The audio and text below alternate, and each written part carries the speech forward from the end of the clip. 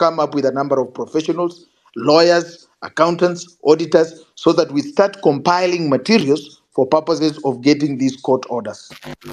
So that is what we need to do. Thank you very much. Thank you very much. As I conclude on the issue of the status of the revolution, 2 minutes, 1 minute, yes. Eric. Yes. As we continue championing on this issue of our revolution, we need to identify short-term and long-term goals. Short-term goals, as the president gears up towards appointing a new cabinet, we need to continue demanding that so many heads need to roll. We need to revamp our state corporations. We need to ensure that these people who are currently serving as state corporation heads, the CEOs, the board members, and the chairman, these people need to go. We need to have an overhaul. We need to start afresh.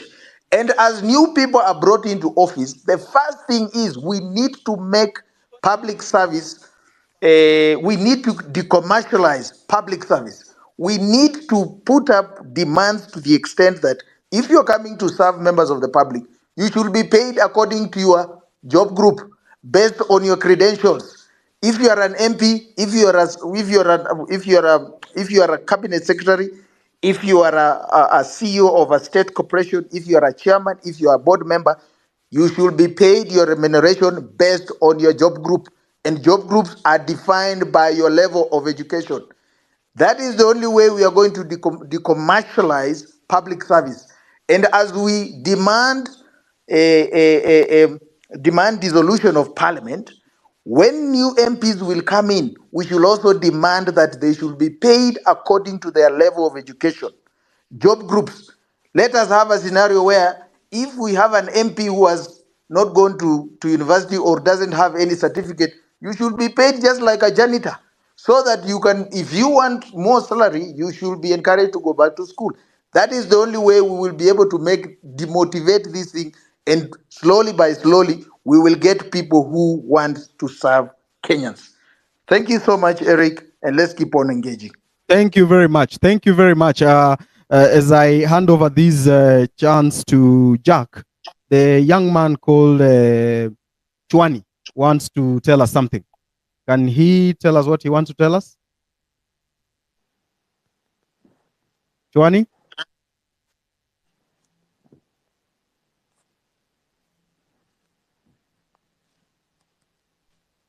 Chwani, can you start?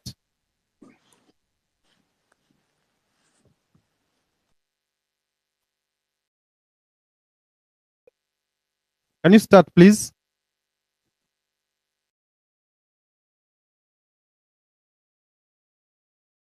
Chwani, can you start? Hello.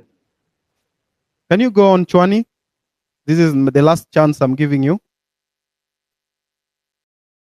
Hello, Nyakundi. Can I speak? All right, consider that chance gone. Let me talk to Jack.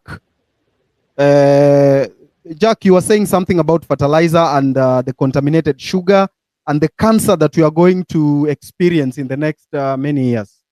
What is this? Jack?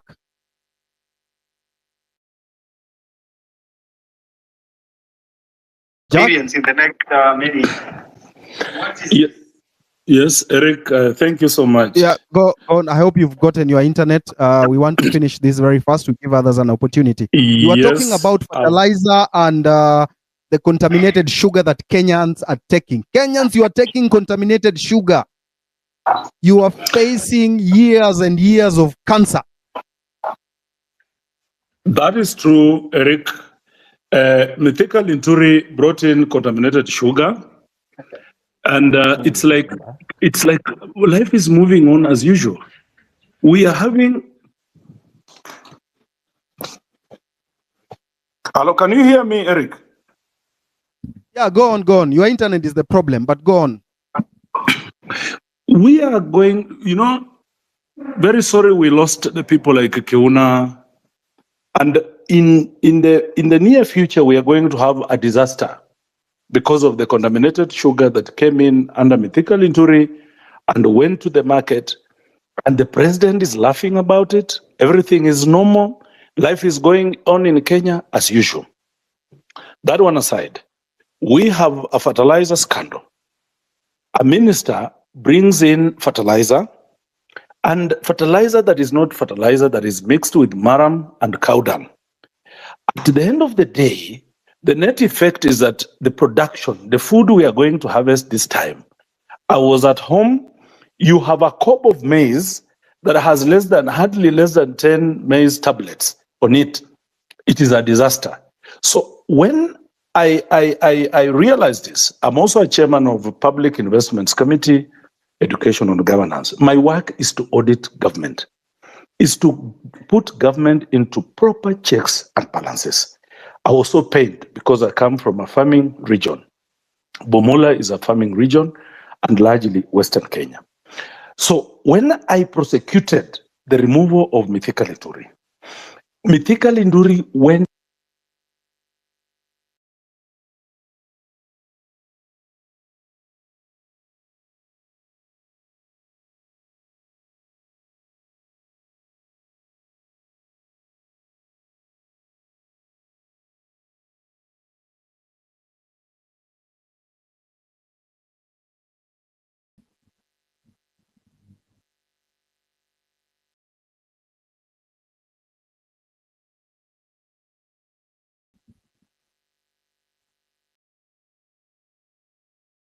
Hello, Cyprian. Are you able to get him?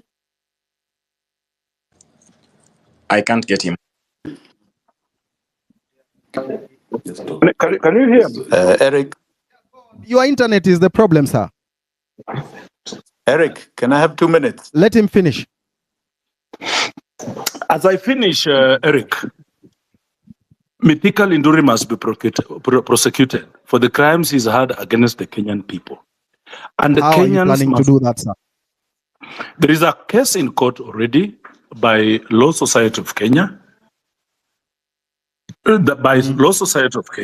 where we are enjoined, and it's coming up that he blatantly went against the constitution. Yes, we have a case. Kenyans have a case against him, and we must prosecute Mithika Linturi, and we must move it to the logical conclusion. As I support the Gen Z for what they have done up to now, I want to vehemently oppose an idea that is coming up of dialogue. An idea, you see, what the political wing has not achieved for so long because of mixed interests, this generation has done it in less than weeks. Yesterday, I was with Raila Odinga, my party leader in Azimio. I was with Kalonzo Musyoka and all the Azimio brigade, and I told them, don't interfere with these young people. Let them finish that which they started. We cannot dialogue with William Ruto when now we are getting bodies, young people whose only problem and mistake was to go on streets and voice what.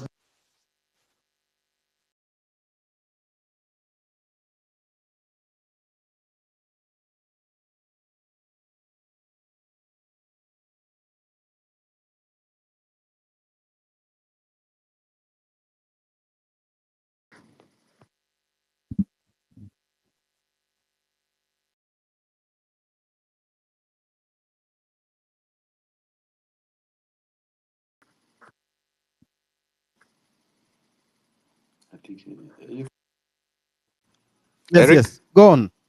We still hear you. Can I speak now? Yeah. Okay. I want to be very quick. Now, just to tell you why I was saying people like William Ruto cannot solve this problem, I want to express the illegality that has done over the last 1 year. In his first budget, the development budget in the appropriations bill said that they are going to borrow foreign and external loans of 313 billion shillings. 313 billion shillings. Those are the only loans that have been approved on the budget of Kenya. And those have gone to development as per our laws. They are even listed what they are going for. In the last 1 year, that ended June 30th, his first budget, he ended up borrowing 1.6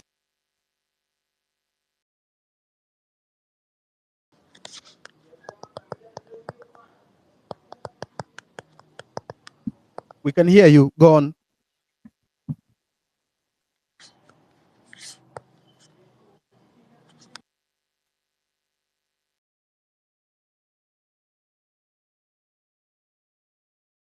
And I repeat, they are in a conspiracy of a Ponzi scheme. And I again repeat, KCB, Core Bank, and Equity Bank,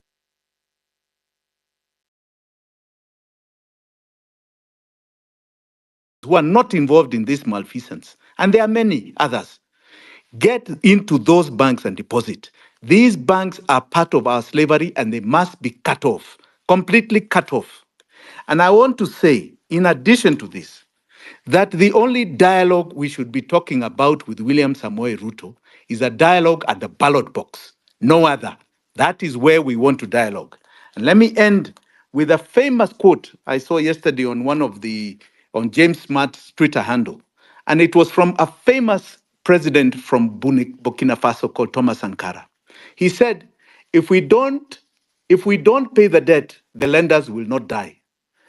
But if we pay it, we will die. That is the situation in Kenya. If we continue paying this, we will die. We must stop our death. So before you go, Jimmy, now can you give us practical steps? Just tell us these are the practical steps that we need to embrace in order to avoid paying this odious debt.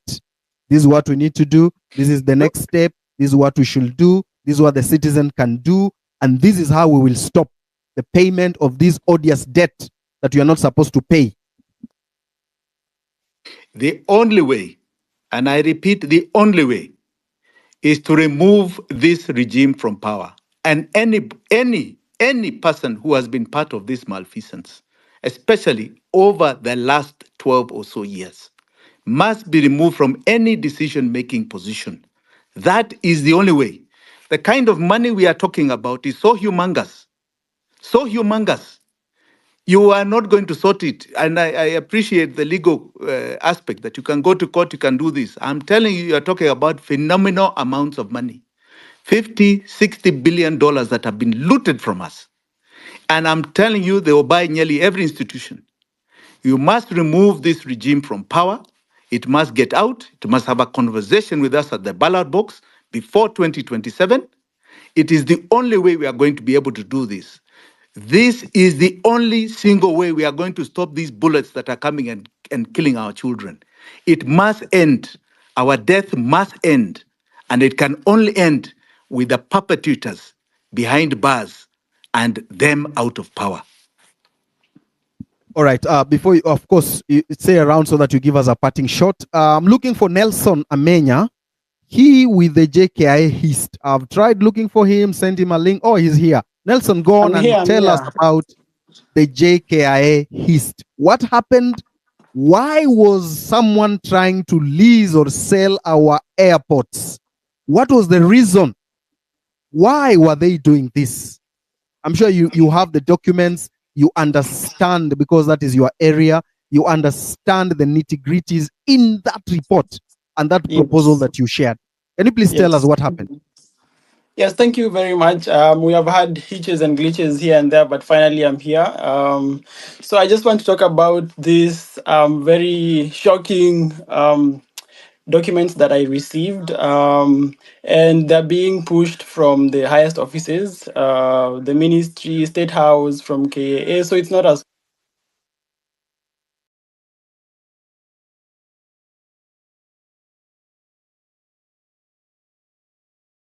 they can be able to trace them.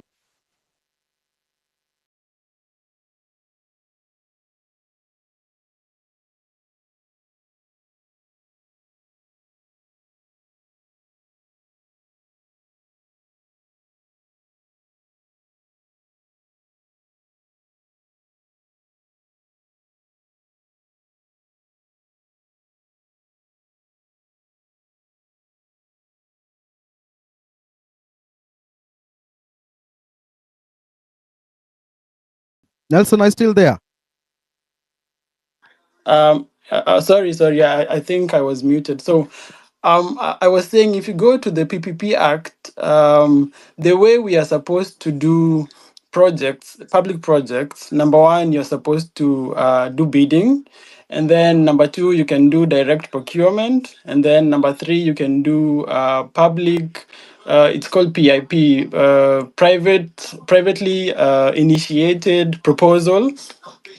And wait 1 second, I opened this act. I have it here. Okay, this is the act. So for anyone who's interested, it's the PPP Act of 2021. And I'm going to read section 22. Okay, so section 22 talks about ensuring that there is public participation on any PPP project, which wasn't done by Murkomen and the KAA team. And then so Murkomen was trying to bypass all this, and he went directly to the PIP. But if you look at the PPP Act, it recommends the bidding process. It recommends bidding process over any other way of PPP. But they did not want it to go the bidding process. However, there was companies already willing to bid for this listing of JKIA, and companies from Singapore, companies from Qatar. But Murkomen and his people, together with Kositani, they went ahead and picked a company called Adani Group from India. Adani Group from India is one of the most corrupt companies from India. It is so corrupt that there was a company from the US, it's called Hindenburg Research. Hindenburg Research did a research on them, and the revelations were super shocking. If you read these things, I'm just going to read a few of them about Adani Group. So Gautam Adani Gautam Adani is the owner of Adani Group. So Gautam Adani's brother-in-law, Samia Vora, was accused by the DRI of being a ringleader of the same diamond trading scam and of repeatedly making false statements to regulators. He was subsequently promoted to executive director of the critical Adani Australia division. Gautam Adani's elder brother, Vinod Adani, has been described by media as an elusive figure. He has regularly been found at the center of government's investigations in Adani for his alleged role in managing a network of offshore entities used to facilitate fraud. Our research, which included downloading and cataloging the entire Mauritius corporate registry, has uncovered that Vinod Adani, through several close associates, manages a vast labyrinth of offshore shell entities. We have identified 38 Mauritius shell entities controlled by Vinod Adani or close associates. We have identified entities that are also surreptitiously controlled by Vinod Adani in Cyprus, the UAE, Singapore, and several Caribbean islands. Many of the Vinod Adani associated entities have no obvious signs of operations, including no reported employees, no independent addresses or phone numbers, and no meaningful online presence. Despite this, they have collectively moved billions of dollars into Indian Adani publicly listed and private entities, often without required disclosure of the related party nature of the deals. Okay, let me go back up. The Adani Group has previously been the focus of 4 major government fraud investigations, which have allegedly money laundering, theft of taxpayer funds, and corruption, totaling an estimated US $17 billion. Adani family members allegedly cooperated to create offshore shell entities in tax haven jurisdictions like Mauritius, the UAE, and Caribbean islands, generating forged import-export documentation in an apparent effort to generate fake or illegitimate turnover to siphon money from the listed companies. Key listed Adani companies have also taken on substantial debt, including pledging shares of their. It goes on and on and on. They have over 300 corrupt cases, and at the moment, Adani Group is led by a man called Adani, and he's the third richest man in the world. He is second richest man in India. So corrupt is the man, and the companies that they have been named. They have a scandal called the short selling scandal, and it's the biggest corporate scandal in the world in history. So the reason why I'm reading all this is because this is the company that Murkomen saw fit to lease our JKIA for 30 good years. I was reading the proposal, the PIP proposal, and the reason why, they have to justify why they went with PIP, and yet in the PPP Act, there is 4 different ways you can procure, you can lease and do PPP partnerships. And the reason why they chose PIP is very lame. They say in this document that the reason they choose PIP is because if they do bidding, it will take 18 months. And in addition, after they have submitted the bidders, it will take an additional 4 to 6 months to go through and peruse through the bidding, the proposals, and then identify one person or one company to do this project and to lease out JKIA for the next 30 years. So the reason behind PIP is very lame and does not qualify why they chose it. And then number two, they did not do public participation. It's hidden. Everything is shredded in secrecy. Everything is being done in hush tones, and no one knows anything about this deal up to today. And my sources say that in about a month, this deal is going to be inked, and it will become, as you know, in Tanzania, they are already operating their ports. So they are hoping that even in Kenya, they will quietly enter and sign the deal without Kenyans knowing what's happening to the most precious international airport, JKIA. And we know JKIA is one of the busiest airports in Africa. And to make it even worse, JKIA in their report does not make losses. It actually makes profit. And they have actually said that JKIA is they're underpricing their services. If you compare it with Addis Ababa is about 50 to 60% more expensive for carriers to run their operations in Addis Ababa, to land, all these landing fees. If you compare with JKIA, and they propose that they will double the prices in Kenya. If you double the prices of JKIA alone, last year they made about 13 million US dollars in terms of profit, and about 90 million US dollars in terms of revenues. So if you double, it means JKIA will be going towards 160 million in terms of revenues and about 26 million in terms of profits after you've deducted all the operations and everything. So this alone shows you that JKIA is not haijalemewa.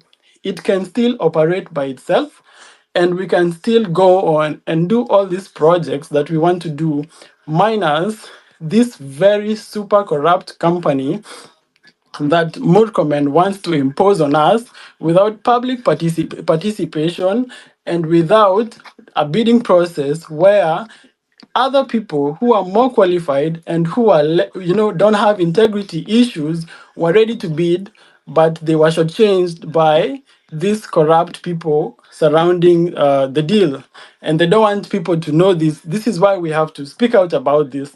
And then another point is that so they use an SPV model, which means that they will create a company in Kenya which will be running the operations, and then they went ahead and said they will create A consortium, a holding company, and a consortium means it's a few companies together, and a holding company means that their only work is to combine.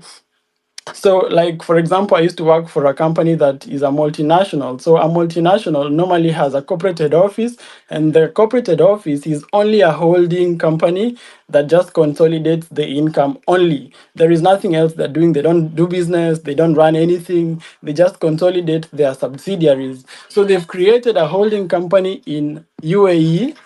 UAE, as you've heard from the report, is a tax haven. This is how people evade tax. This is how people want to do the double Dutch sandwich. This is how people want to, like Murkomen, if they want to have the shares in companies, they will take it to the tax haven.